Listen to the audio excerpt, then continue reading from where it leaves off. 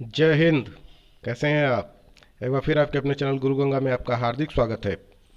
आज के वीडियो में हम लोग भारतीय इतिहास के महत्वपूर्ण प्रश्नों की श्रृंखला का 42वां प्रैक्टिस सेट हल करेंगे, टेस्ट सीरीज हल करेंगे। इस वीडियो में भी 30 महत्वपूर्ण प्रश्नों को शामिल किया गया है जो विभिन्न प्रतियोगी परीक्षाओं में पूछे गए हैं। तो यह भी आपकी परीक्षाओं के दृष्टिकोण से बहुत इंपॉर्टेंट होने वाला है, आप इसे अंत तक जरूर देखिएगा। चलिए शुरू करते हैं आज की इंपॉर्टेंट कक्षा। पहला प्रश्न है, गजनी का वह प्रथम शासक कौन था जो खलीफाओं से सुल्तान की उपाधि ग्रहण कर सुल्तान कहलाने वाला प्रथम शासक बना? ए अलप्तगीन, बी महमूद गजनवी, सी मोहम्मद गोरी, डी सुबुक्तगीन। आपको बताना है कि वह गजनी का कौन सा प्रथम शासक था जिसने खलीफाओं से सुल्तान की उपाधि धारण की थी और सुल्तान कहलाने वाला पहला शासक बना था। जी हाँ, महमूद गजनबी, बी सही उत्तर है। महमूद गजनबी के सभी आक्रमणों 1000 ईस्वी से लेकर 1026 ईस्वी के बीच जो उसने किए, उन सभी आक्रमणों में सर्वाधिक महत्वपूर्ण आक्रमण कौन सा था? ए कालिंजर पर आक्रमण 1019 से 1023 तक, नारायणपुर पर आक्रमण 1002 में, सोमनाथ मंदिर पर आक्रमण 1025 से 1026 और मुल्तान भटिंडा पर आक्रमण 1004 ईस्वी में। आपको बताना है कि महमूद गजनबी के सभी आक्रमणों में सर्वाधिक महत्वपूर्ण आक्रमण कौन सा था? जी हाँ, सोमनाथ मंदिर पर जो आक्रमण उसने किया 1025 से 1026 ईस्वी के मध्य। सी सही उत्तर है। महमूद गजनवी के भारत पर आक्रमण का उद्देश्य क्या था?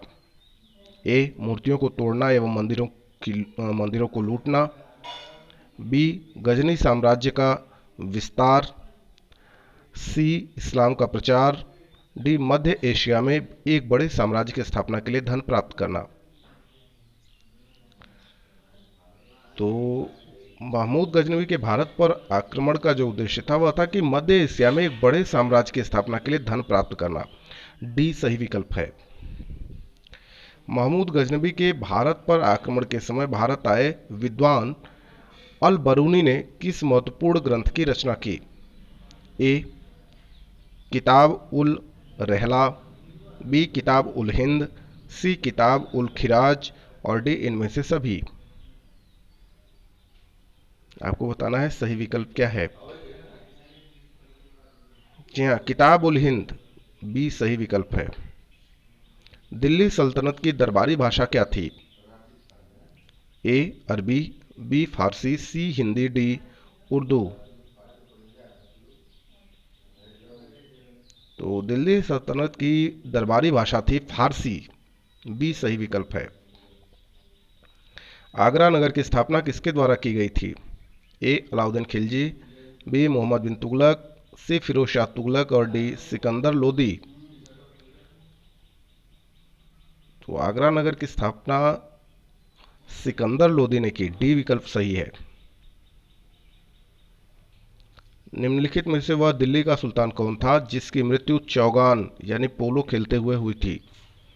ए कुतुबुद्दीन ऐबक, बी गयासुद्दीन तुगलक, सी फिरोज शाह तुगलक, डी अलाउद्दीन खिलजी।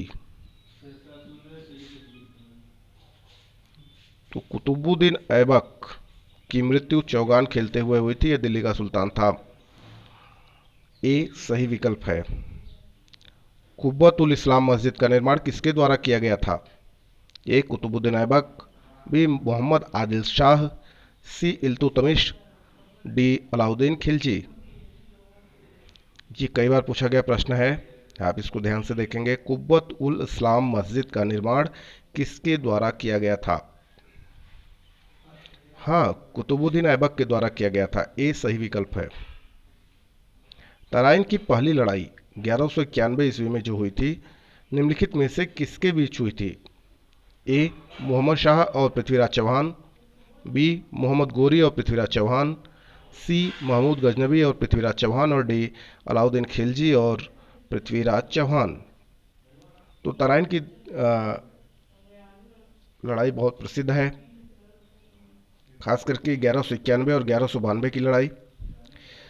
तो आपको बताना है कि किसके बीच हुई थी। जी हाँ, मोहम्मद गोरी और पृथ्वीराज चौहान के बीच हुई थी। बी सही विकल्प है।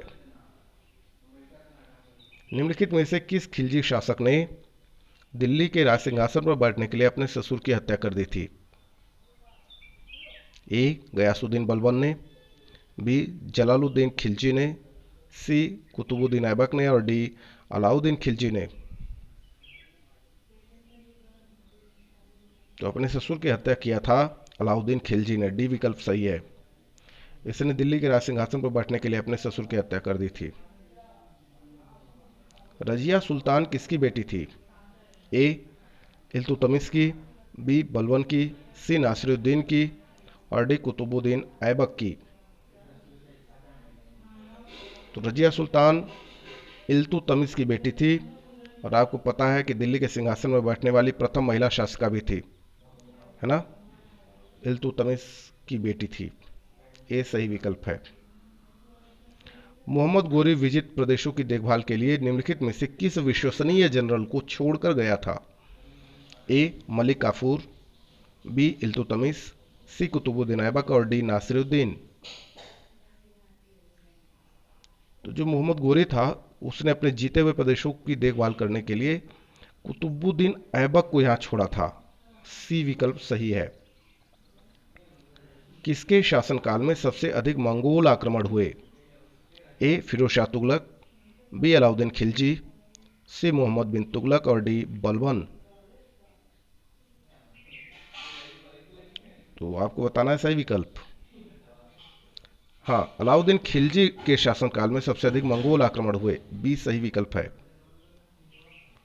तराइन के द्वितीय युद्ध में किसने किसको पराजित किया? द्वितीय युद्ध हुआ था 1192 ईस्वी में।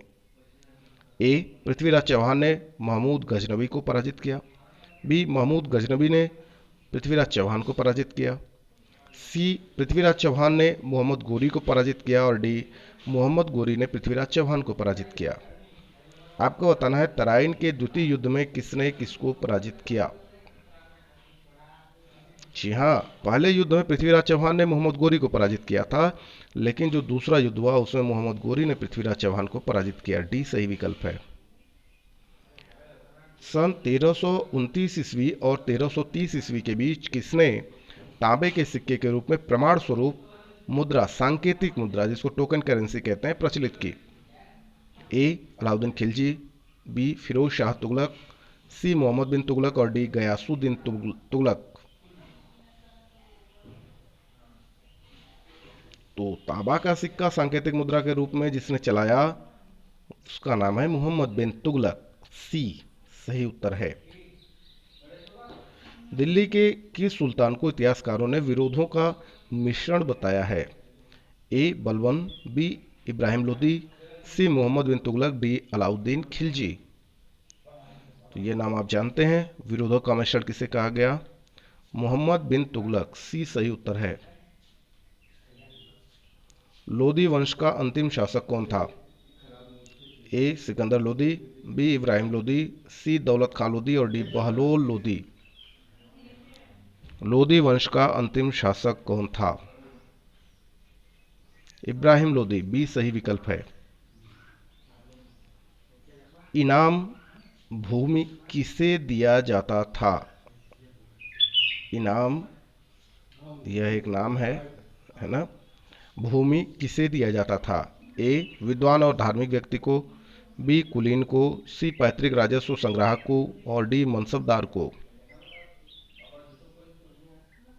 तो विद्वान और धार्मिक व्यक्ति को इनाम भूमि दिया जाता था। ए सही विकल्प है।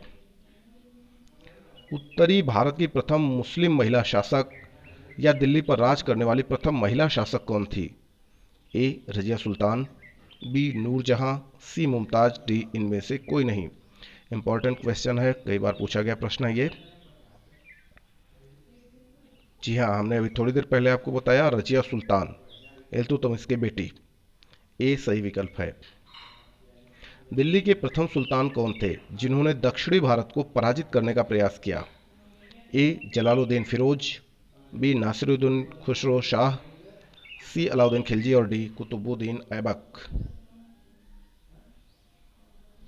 तो दिल्ली का प्रथम सुल्तान अलाउद्दीन खिलजी था, जिसने दक्षिणी भारत को पराजित करने का प्रयास किया। सी सही विकल्प है इस प्रश्न के लिए। यात्री इब्न बतूता कहाँ से आया था? आपने नाम सुना होगा इब्न बतूता का, है ना। ये भारत भ्रमण के लिए आया था। आपको बताना है कि इब्न बतूता कहाँ से आया था। ए मोरक्को, बी मध्य एशिया, सी तुर्की, डी फारस। हाँ, ये मोरक्को से आया था। ए सही उत्तर है। भारत पर प्रथम तुर्क आक्रमण करने वाला कौन था? ए महमूद गजनबी, बी तैमूर लंग, सी Genghis Khan, D Mohammad Ghori. तो प्रथम तुर्क आक्रमणकारी था महमूद गजनबी। ए सही उत्तर है। निम्नलिखित में से कौन अपने को बुत शिकन यानी मूर्ति भंजक कहता था? ए महमूद गजनबी, बी कुतुबुद्दीन ऐबक, सी मोहम्मद गोरी और डी इनमें से कोई नहीं। तो इस प्रश्न का सही उत्तर है महमूद गजनबी। यह अपने को बुत शिकन यानी मूर्ति भंजक कहता था। ए सही विकल्प है। महमूद गजनबी ने कौन सी उपाधि धारण की? ए यामिन उद दौला, जिसका अर्थ होता है साम्राज्य का दाहिना हाथ, बी अमीन उल मिल्लत, जिसका अर्थ होता है मुसलमानों का संरक्षक, सी कहता है ए और बी दोनों विकल्प सही हैं, और डी कहता है इनमें से कोई नहीं। आपको बताना इस प्रश्न का सही उत्तर क्या है। तो देखिए, महमूद गजनबी ने यामिन उद दौला और अमीन उल मिल्लत ये दोनों उपाधियां धारण की थी। तो सी विकल्प सही है इस प्रश्न के लिए, ए और बी दोनों।